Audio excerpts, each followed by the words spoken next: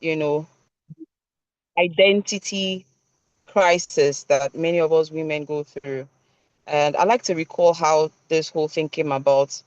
Kochi had come to deliver on a speaking engagement around where I stay. And, so I thought to go support her. And then I went to, I didn't get there early enough to be able to, do the things that she would have wanted. But I decided to stay back and we just got on gisting and talking about different things, life and all that. And in the process of the conversation, light came. There was just some level of understanding that we both got, and we narrowed it down to the fact there was something she said. She said, everybody has a follow come, you know, you just have to find it, in this life, you have your follow come. So I decided to dive into my own personal story and then come up with how the follow come, my own follow come, how did it come about, right? So I'll be doing a little bit of back and forth just so that to give context to the conversation. Now I like to cast my mind back to, I'm in my early 40s, by the way. I'm 42 in a couple of weeks. And back in my 20s, I would be that girl that you consider a high flyer, a corporate executive, with, a very good place, career wise. I was sitting, I was that girl that even in my very first year out of university in a corporate organization, I was that junior executive that everybody wanted to sit in board meetings, And their reason will be Flora always has something to say, and it's something worthwhile. We need to hear her out, So I had, I had, I was privileged to work in flour mills, right after school. And how the job came about was also by reason of my voice. I was running a business in school, in university, and in the final year, I kind of knew that it wasn't the course I was studying, which is computer science, wasn't what I wanted to do. I wanted to do more of my business. So I went to present to the business to the company about them sponsoring my food truck because I wanted to, do run a food truck and all that.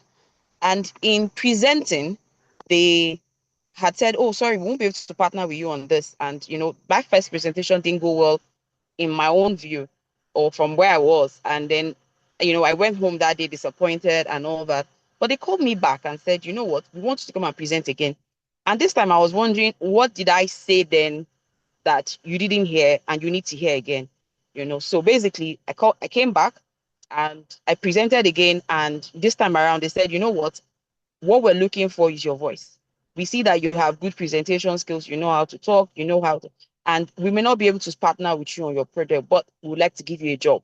So my first job ever, what came to me on the platter. I didn't apply. I wasn't looking for a job, you know, and that's basically how my career in marketing communication started. Now, a couple of months down the line, even wasn't even up to a year, I got recommended for brand manager position because again, there was always something extraordinary about how I would report a situation. At the time, the company had just launched one of its newest brands, right? And I was given the brand to handle, and I also thought it was ridiculous. Like, guys, I didn't do marketing, I didn't do sales. I studied computer science. What level of confidence do you have in me to hand me an entire brand and all that? However, I succeeded at it, and I even went on to get the best worker of the year award, director's best worker of the year award for that year and all that. And that so it was. I started to rise, like that, and I was always getting that, she has something to say. She has something to say. But at the time, I didn't know. I didn't think highly of myself. I didn't really place any value on my voice. I didn't really place any value on the things. I just kept feeling like maybe it was some level of luck. In fact, there were times where I would be drafted into a team and they will say, "Oh, is your aura this an aura you have?" And I'm like, "What aura?" Like, so I kind of felt like I was just being led. I was just being moving and progressing. And of course, I got a raise that nobody else in my department got. Twice I got promoted, like that. And it was just like something extraordinary was happening for me at the time. So I got to what seemed like a very good place to be, but like I said, I didn't think highly of it or much of it. And this all of this went on till my late 20s, almost 30, where the company I then now moved on from Flower Mills to another company, another multinational with presence in about 35 countries at the time. I when I moved to that place, also, in fact, that year was the year there was this thing that this protest that we had at, is it at Ikeja, the entrance of it, is it stay at home or something? There was one very early in the year, January, it was a protest that we had, and like a lockdown, some sort. Was it And I when we remember in that wanted same year, Yadua, when we wanted Yadua to, when we didn't know whether he was dead or alive? Was it the no, one? there's this one that it was like there was like a musical concert. Oh, right. The protest turned out to Oh, be a I remember musical, that like one at Ojota. Yes, I remember. at Ojota. Yes, Yes, people stayed yes, at home. There was no work and all that. yes. But that same year, I got promoted twice. I got a raise twice. And it was. I even had the company even flew me abroad.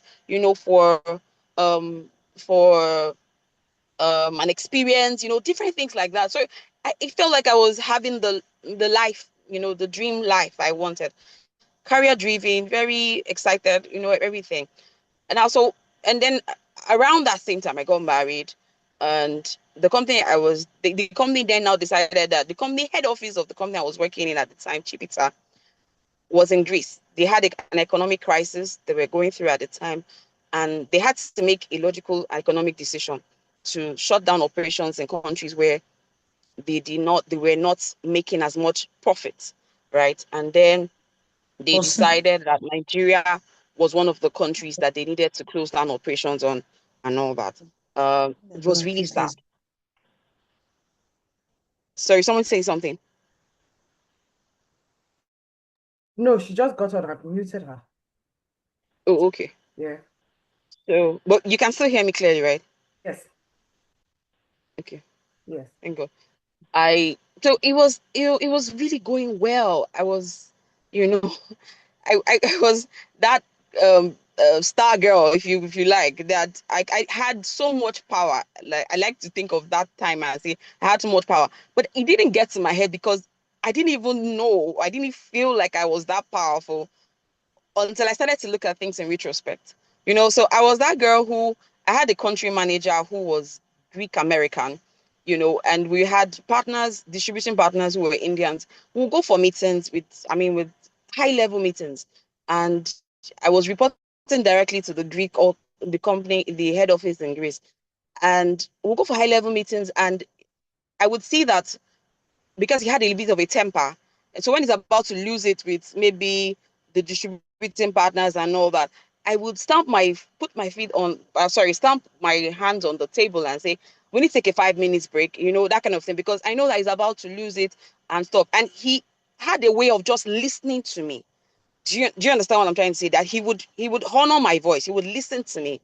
Sometimes, you know, when he wants to do shady things, like maybe um doctor the books or something, and he would say, maybe we might need to tweak some things. And I'm like, I can't lie. I'm a Christian, because he claims he always used to say that he's an atheist and all that. And you're like, oh yeah, we go again. You started with your faith and all that. Like I just had this authority, this confidence, this I was that was me. I was in my best place, if you like to put, if I like to put it that way, right? And then, so I was in that level, and then I was entering my 30s, and the company was about to close. At this time, I had my first child, and of course, I was like, oh, at this level, there's no way I'm not getting something bigger and better, career wise.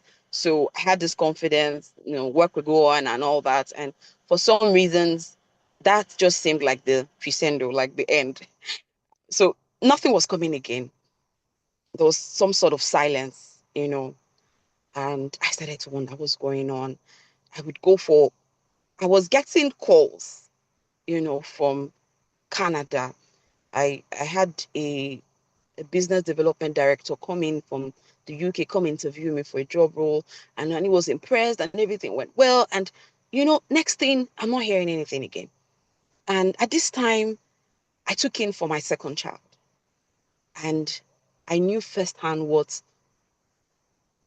depression meant. Because now I was home, literally thrown into stay at home mom mode without being prepared for it.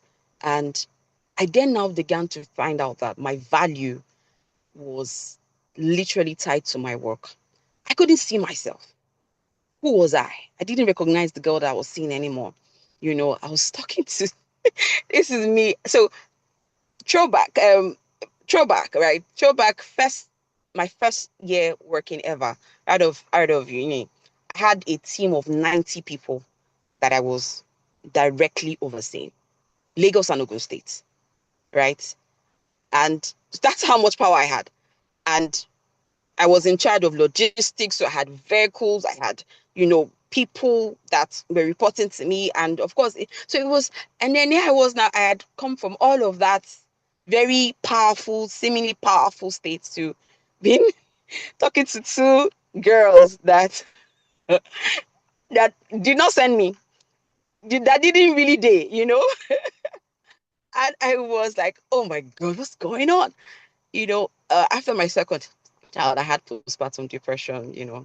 I didn't know it was postpartum depression until my girl's father, my girl's sorry, like my mother-in-law visited, and she has a medical background, and she would notice that I was always in a dark room. My room was always dark. I would close the curtains. Like I didn't know what that meant. So I would close the curtains. I would cry. I was taking care of the children, doing everything I was supposed to do. Oh, I was meant to do, but I always wanted to stay in a dark place. I didn't want to be seen out. I didn't want anyone to ask me, why didn't you go to work today? Because it just felt like, you're not working, then you are dead. Then you don't have a life. You have nothing. So I didn't want anybody to see me. I was in a very dark place. And I remember that during those days, I would not even step out during the day, like a weekday, because if you dare touch me and say, hey, you didn't go to work. And in the neighborhood I lived, it was all Yoruba. So they was like, hello, Sibishani. They'll be shocked to see me because normally they don't see me, right? So they'll see me and then they'll be like, hello, Sibishani, and all that stuff. And it was terrible. And I would fidget, I would scream sometimes. Just, I was in a terrible place, basically. And so when I recognized that this is what I was going through, I realized that, oh, my value system was based on my work. You know, if I wasn't working, then I didn't know who I was. If I wasn't working, then I didn't have a life, or so to say. And you would think that that would mean that the light will shine and then things will go back and everything. Of course, I did everything possible. Took certification courses, okay, up my game, did everything possible to get back to um the career person that I was, but that wasn't working. And then, are you still good, Kochi?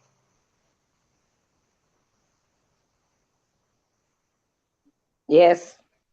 Okay, I just Yes, wanted we're to be, good. We're good. It was my son that I'm was, looking at your face. it's my son. Sorry. Yeah. No, it's okay. I just want to be sure that you can still hear Yeah, me. we're still. So I'd like to call that period my wilderness season. Like my 30s. So every time I did an analysis, I was talking with a therapist recently, and I was saying to him that I always like to say that I spent my 30s, trying to be my 20s again. I thought my 20s was the big deal, and I spent my 30s trying to be my 20s again, and it never happened, you know. And the best way that my therapist put it was, um, what you didn't understand is that the Flora in 20s and the Flora in her 30s were the same. Nothing changed. All that changed was your perception, the way you saw yourself, the way you read the situation, but nothing changed. So I, towards the end of my 30s, of course, I was hitting 40s and I was like, who am I?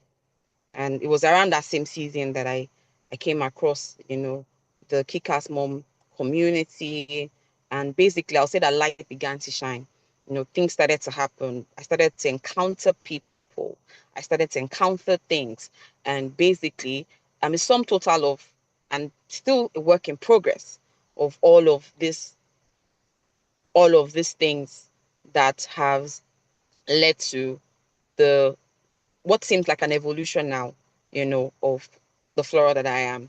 But many times when I'm in sessions with clients myself, as a coach, I would always say that the person that you desire to be is already there. That person goes, so I'm trying to do this so that I can be this, is already there. The only question is, what do we need to unlock? How do we need to change or open our perception so that we see who we are? Now, at the base of my wilderness season and my crisis was an identity problem, and I think that's the same with everything. If you take it back to, if you look at it even from from Bible lenses, because I'm a person of faith, you find that even when man fell, it was a question of identity, So when Adam ate of the fruit, the question he said, the God asked him, "Who told you that you were naked?"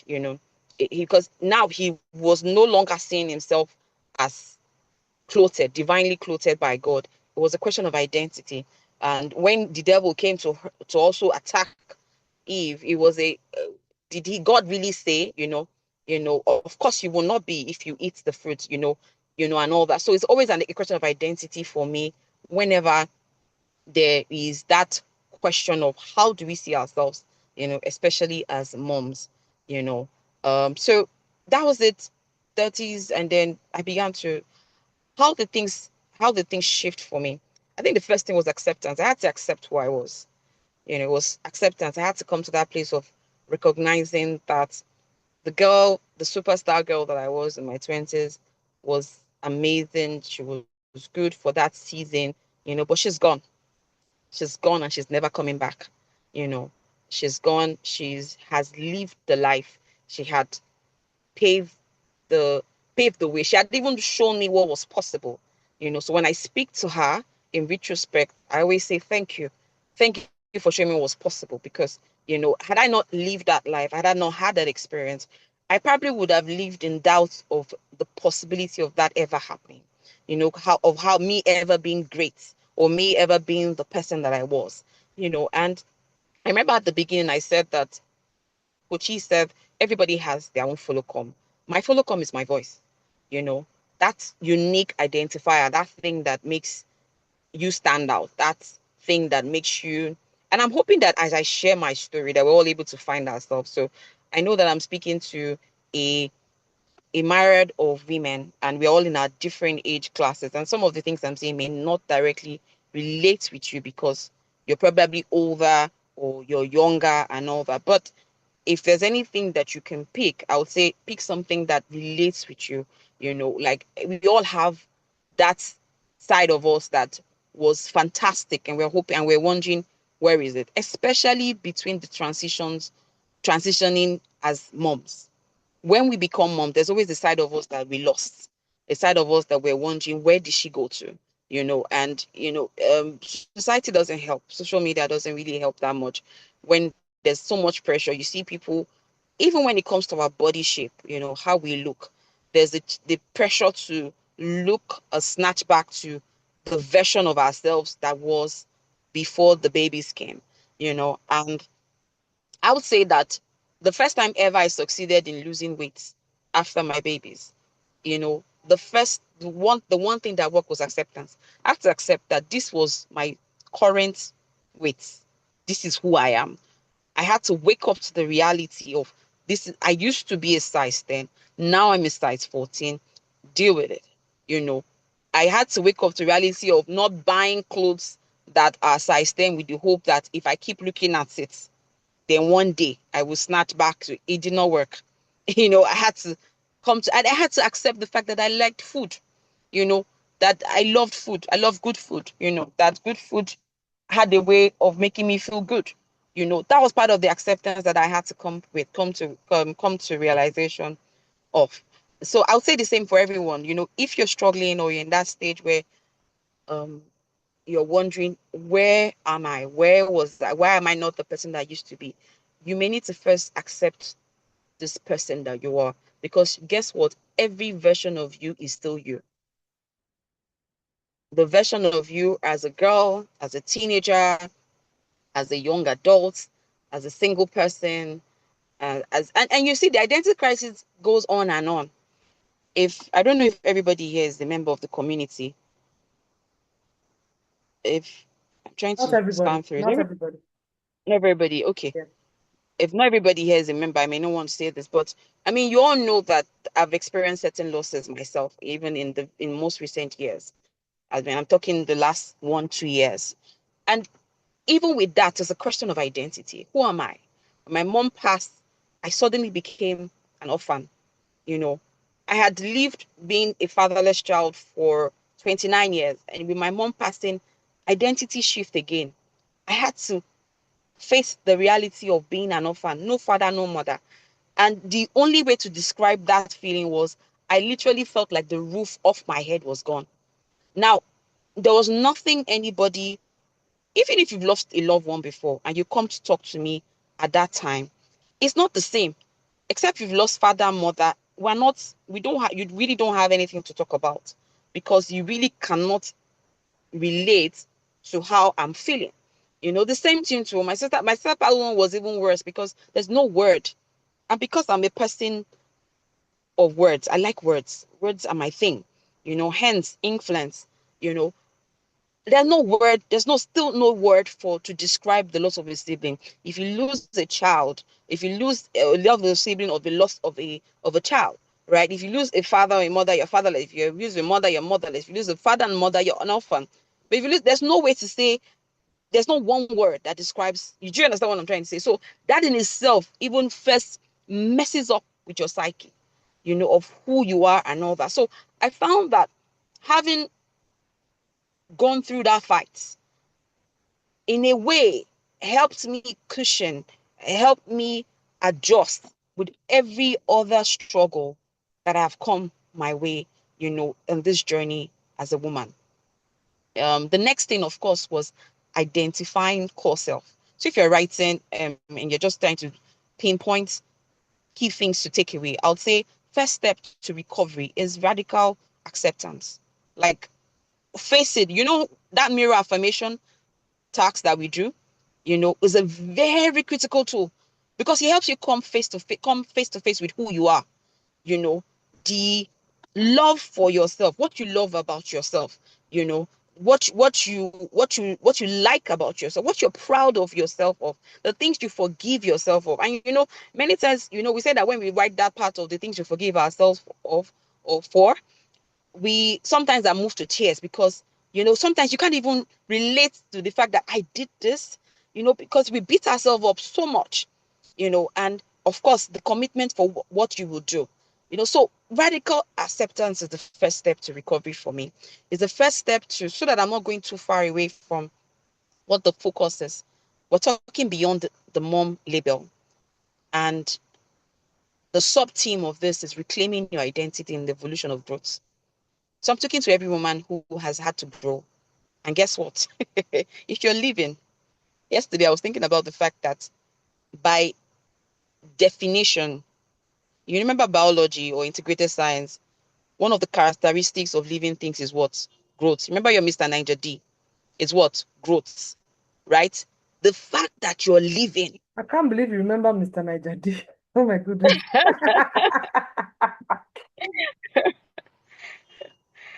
The fact that you're living is sign is proof of why you grow, is why you're growing. So if you're questioning, why am I not doing what I used to do? Why can't I do it the way I used to do it before the babies came? What happened to me? And perhaps I'm speaking to anyone who is even crescending, like you are in your empty nesting stage, and also going through a crisis of identity, because I know that happens. I was speaking with my mentor a few I think it was last week, I had to go have a strategy session with her. And, she was telling me, sharing two things with me that I suddenly realized that I wasn't alone. So I could relate with it because I had gone through this early in my own career. But she's a managing director of a financial institution, right? And she was sharing how that she was seeing, she was at the peak of her career, or what seemed like the peak of her career, and she was literally seeing a downward slope. And it seemed like she was going to exit, you know, in a not so ceremonial way. Now, when she said this, she said, she was a person of faith as well. She said that the Holy Spirit had to call her back to say, you are not your job. That's one of the wake up calls that I had to get into myself. That you're not your job. And I like that identity assignment. Can everybody still hear me? Yes, we Yes, can hear yes, you. yes, I can. Hello? Yes, Yes, we can hear you. Yes. Can you Okay. hear us? Yeah, I can Okay. hear. Yes, Thank you, Doc. sorry. I was Yeah. Because Coach's screen froze. So I was wondering if it oh was no no my no. It's network. because my background is blurred and I looked away. Okay. That's why. Sorry. Yes, we So can hear. thank you. So I realized that it could happen to us at any level. At the peak of her career, she was already feeling like, oh, this is it. And she was panicking. She was like, oh my God, haven't done this. Is this how it's going to end? And God had to rescue her from that stage where she had to call herself back to say, I am not, there's more to me beyond this job. There's more to me beyond my career. There's more to me beyond being a mom. There's more to me. There is me. There's a task that we did a while ago in the Kickers community where we're asked to introduce ourselves without our titles, without our accomplishments, without the things that we've achieved. Who are you? You know, who are you? If you ask yourself, you have to question yourself, who are you? What makes you unique? Why are you different, in any way you want to look at it, right? So, like I was saying, if you're still there, can you still hear me? We can still hear you. We can still hear you. Turn off your camera. Okay. All right. So for me, it was that the sudden realization, sorry, the radical step. I said radical acceptance was my first step. Second step was identifying my core self, who am I, so job would change, job titles would change, job positions would change, opportunities would change, routines would even change, but who are you beyond all those things? What's that unique identifier? What's your unique selling point? Who are you beyond your job? Who are you beyond being a mother itself, and then the next step will be value. What is my value system? What value do I bring? What is that thing that is a unique identifier across these stages of myself, me in my 20s, 30s, or even younger and older, in my 40s and going beyond. What is that thing that has made me who I am? What has stuck? One thing for sure for me was resilience. It was strength. It was my ability to view problems as challenges and not as obstacles. So I would see them. I never see a problem and say, "Oh, there's nothing we can do about it. There's no solution to this." I always see that there's a solution. There's a way out. There has to be a way out. Hence my ability to bounce back even after I've been thrown down. My ability to rise above situations, not because I do not feel them or I do not allow the emotions. I allow myself to go through the emotions or the weight, but because there is an understanding that there is an inner person, an inner voice.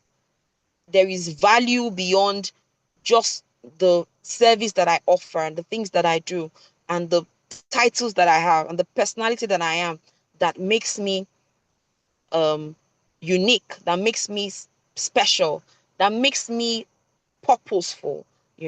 So that's another thing. Another thing that I would say that I'll add to this is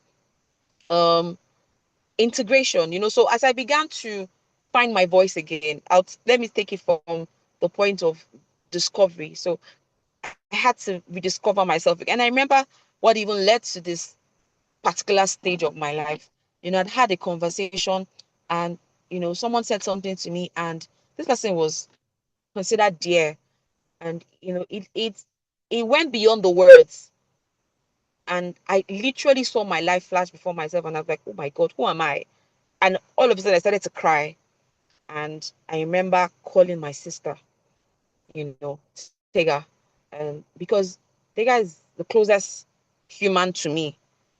She's the one person that has been with me. Like, I'll say that I'm a year older than her. So literally, in the last 40 years, she's back to back. So there are certain aspects of my life that she knows that a lot of people don't know, and because she's also an objective person, she's not one to butter me up or anything. She'll tell me as it is and everything. I had to go to her to say, who am I? Just remind me. Tell me who am I? And I started to cry. And she was saying, I thought she was panicked at first when she heard my phone, my voice over the phone. She was like, what's going on? What's going on? Just tell me who I am. Just tell me who I am. That's how I was sounding. I was just, because I don't recognize me. That's the kind of crisis that I was in. And she was like, just breathe. Just breathe. Just breathe. Just breathe. And of course, the guy is one person who sees, she's always saying the good in everyone.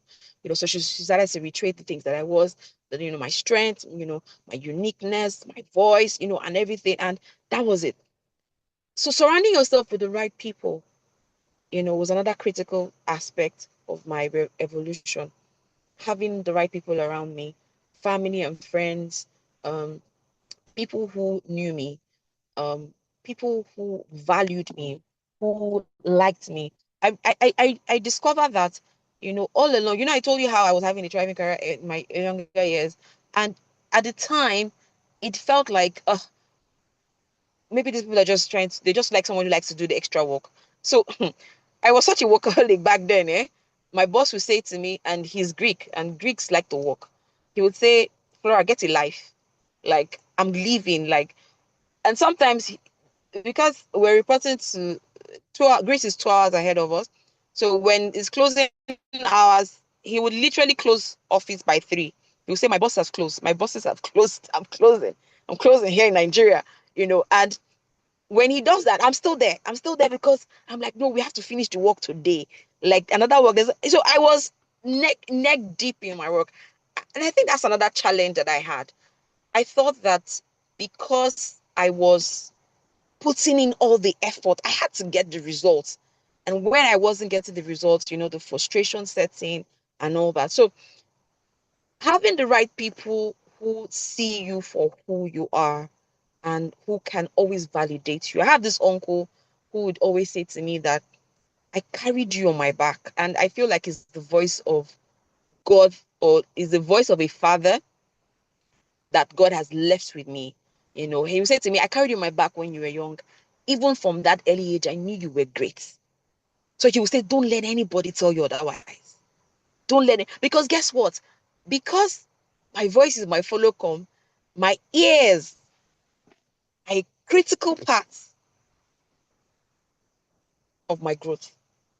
I always have to be careful what I hear and who I listen to. And that means that as much as God and all the, if you want to call them now, the positive forces, were aligning and ensuring that there were the right people speaking into my life, the enemy was also making sure that there were people who were talking me down. Imagine somebody saying to me that they didn't like my voice, always correcting me, always, so I also lived that life of self-doubt of, can I do this? Can I say this? Can I, and there were always contradictions in the voices. But I had to know. Bible says that my sheep, they hear my voice, and they follow. So I had to know who my shepherds were. The very few people that I give access, you know, to speaking over me or into my life. And I'm very careful in that selection. There are people who had access in the past, they don't no longer have those access, because part of my evolution, part of and the next thing I would ask anyone to write if you're writing is defining your boundaries. I had to define boundaries, you know. I had to be okay with blocking. I had to be okay with ensuring that I didn't listen to certain people. I didn't give certain people access to continue to speak over my life because I had recognized that my gateway, my major gateway was my ears. And I wasn't going to let anyone come and, you know, speak negatively or take that access away from me, you know. So that was it. And then I think that before I speak to community, because I'm really, really, really grateful, and I'm not saying this to butter up Coach Mofolishade or anything, but really, you know how you just, you know, the way the Bible says it is that I would give you shepherds after my own heart.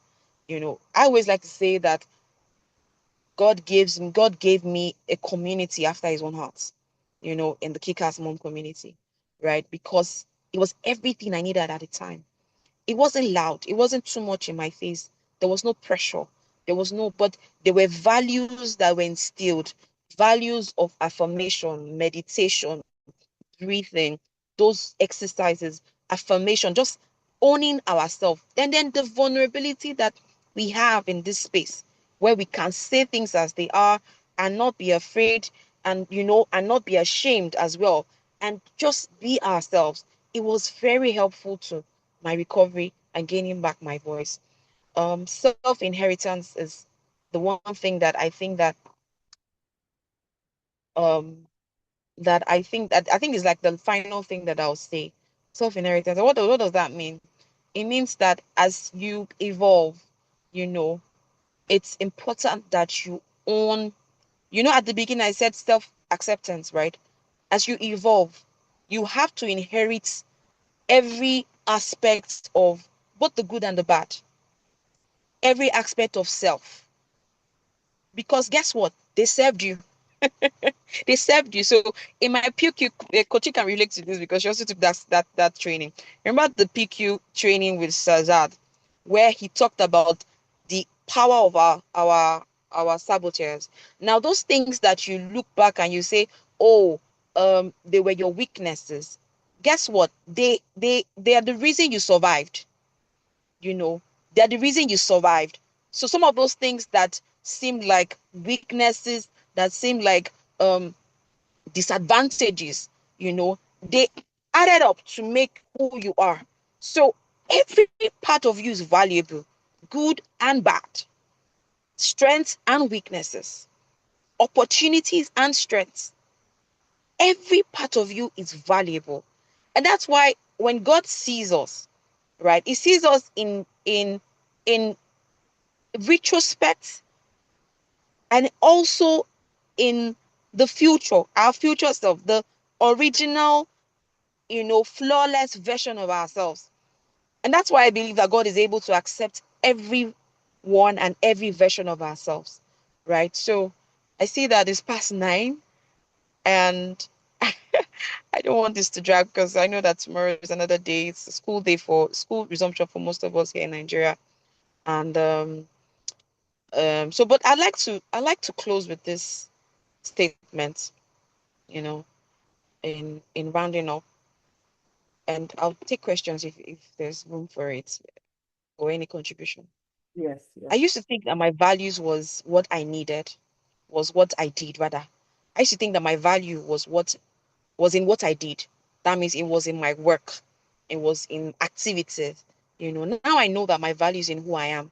You know, um, my work, motherhood, you know, they didn't take anything away from my identity. They only redefined it, you know. So I love the version that I am now.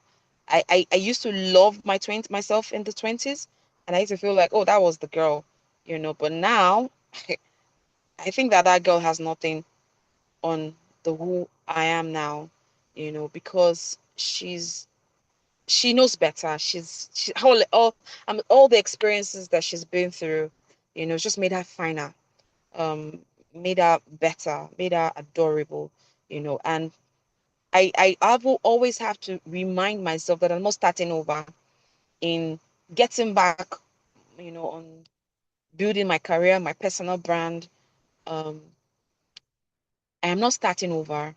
I'm just starting from experience. Thank you very much for having me tonight. And it's been an absolute pleasure Thank speaking to you. the Kickers Mom community. Thank you so much, Flora. Thank you. Before we take questions, I just wanted to double down on the mirror affirmations that Flora mentioned, especially for those who, are here as guests and those who have just joined the community and have never participated in that exercise. So what the mirror affirmation is, Flora was really talking about identity, acceptance, and inheritance of self. And how do you do these things? Sometimes you need visuals. You need to do something really to get the value of these things. And the mirror self-talk is, this is it. I'll just write. So first one, you put your name. So I'll just say, Mo Folishade, what I love about you. Think about what you love about yourself. You'll be surprised how difficult this is, especially when you're looking at yourself in the mirror. For some people, it's not, for some of us, we are not we've not shown ourselves love in years. We are always beating ourselves up. So sit down, think about it, and look in the mirror, look into your eyes yourself, and say, oh, Mofodeshade, what I love about you is blah, blah, blah. What I'm proud of you for is what I forgive you for. So you also need to learn to forgive yourself. For sometimes we are holding on to things that we feel like, oh, I made a mistake here, or I shouldn't have done that. And you are weaponizing it against yourself. Learn to just release it. So you are looking into the mirror and saying, look, call your name. I forgive you for blah, blah, blah, blah, blah, whatever it is. Then finally, what I commit to you to do. Promise yourself something. Make a promise to yourself that from now on, this is that. Flora talked about boundaries, learning to set, especially for women, a lot of us don't know how to set boundaries. Like, we push and push. We feel that our value is tied to our work. Our value is tied to how much we can offer, how much we can do. So we're constantly doing because we feel that that's what makes us valuable. But it's who you are. I know she said something is about it's who you are, not your work. Your value is in who you are. That's your follow come. Find it. Be proud of yourself for it. Do you understand? And push. So again, I said, what I love about you. So you call your name. What I love about you is. What I'm proud of you for is. What I forgive you for. Yes, what I forgive you for is.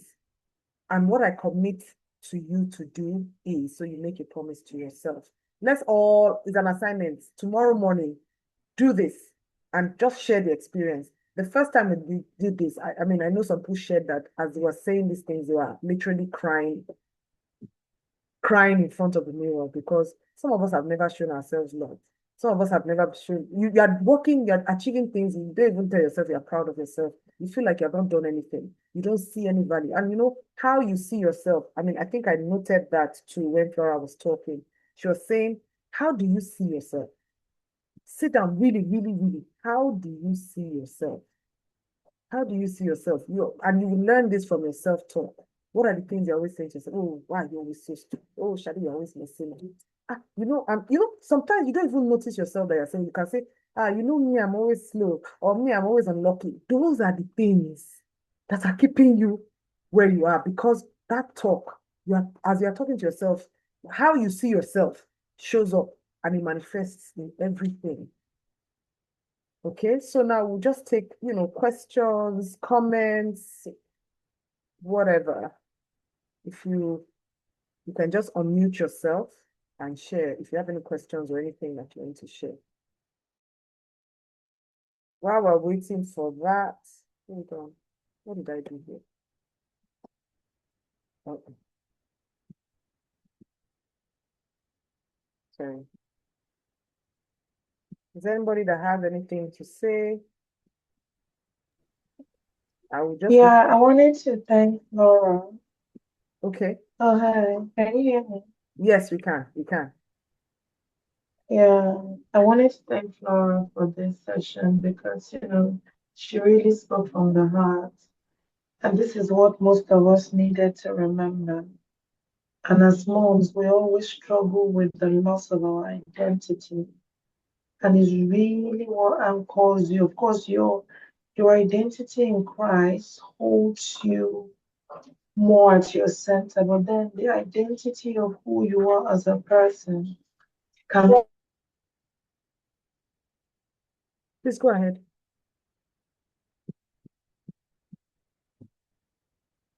It's a network.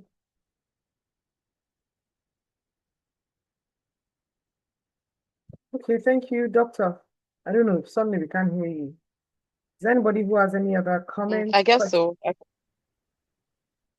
You said what?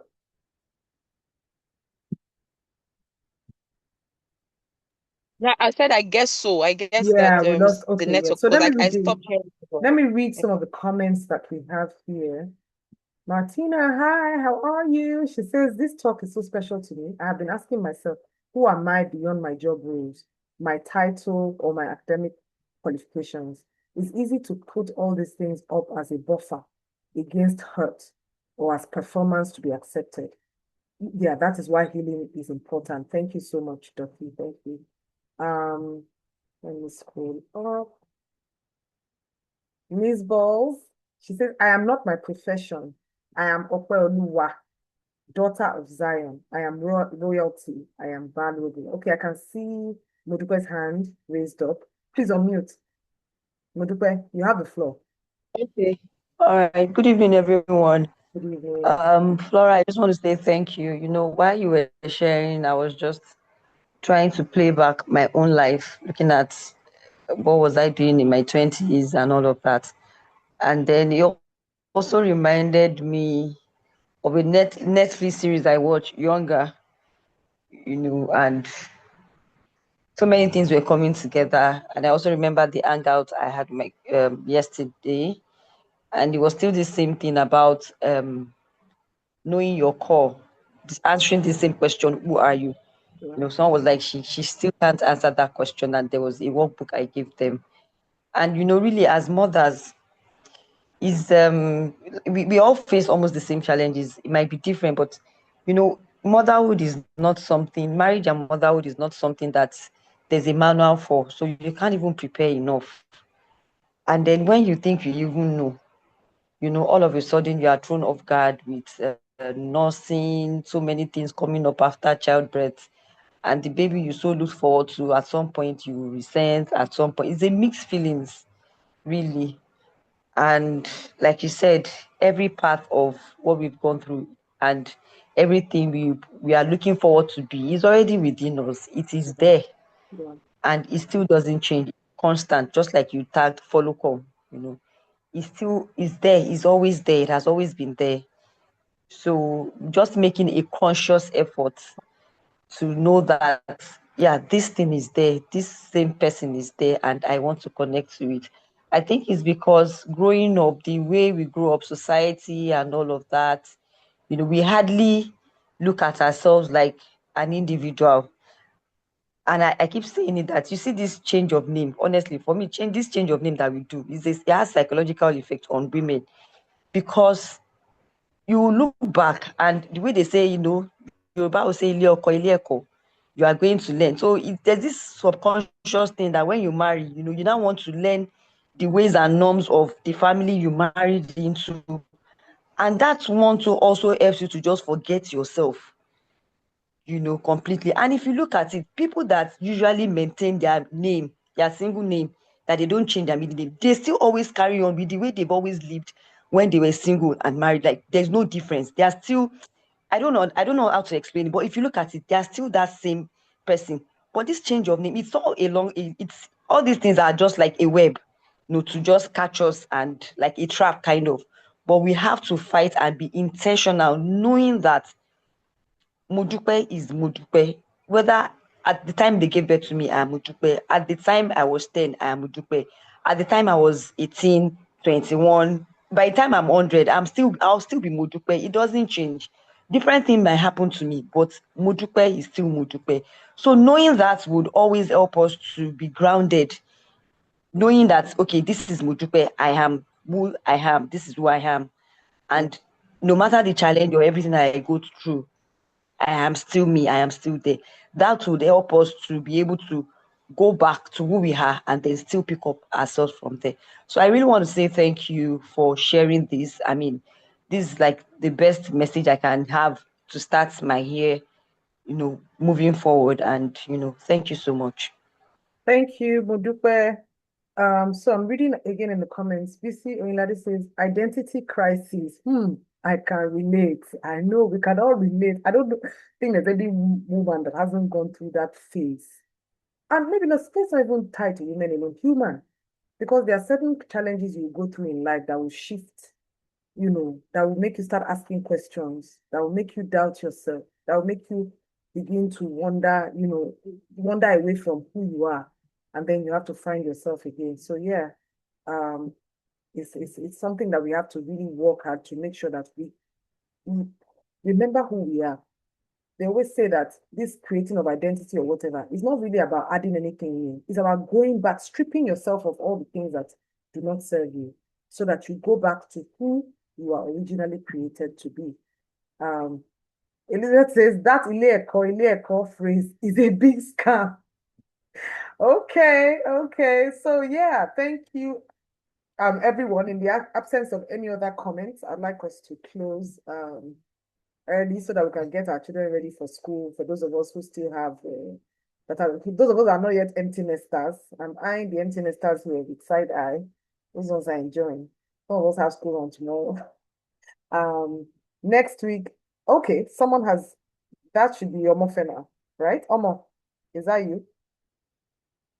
Who is Oppo A15? I can see your hand, so you can unmute. Unmute.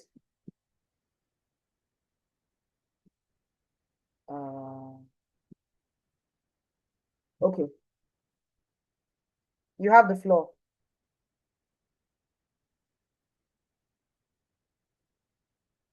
Or is it the network? You can also type and I'll read it out because I can see your hand raised up.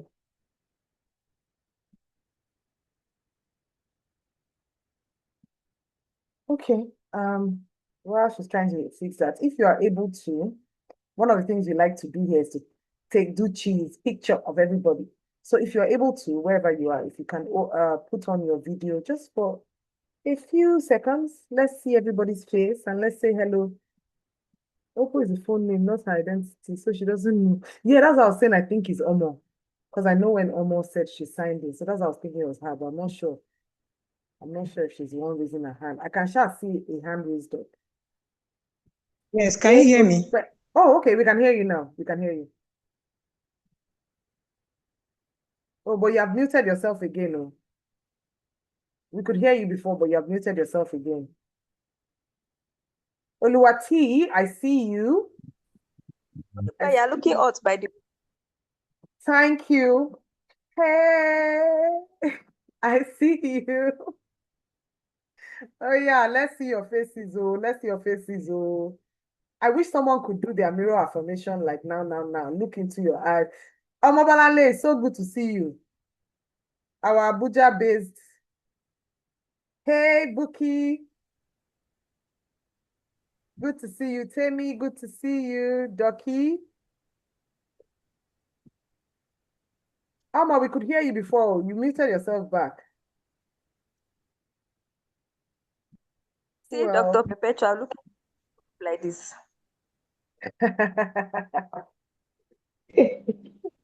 I'm still at work. Oh. Dr. Martin, is your fan that you're showing us? So we cannot see your face. Okay, we have seen your face. We have seen your face. Oh, can you hear me now? Yes, we can hear you now. Omo. Yeah, so I just wanted to say this is really an awesome thing, this kind of meeting. I was even saying it would be nice if in future we can even do physical. So we can look each other in the eye, as we're talking, So it's amazing, really, identity, identifying who we are and knowing who we are and knowing,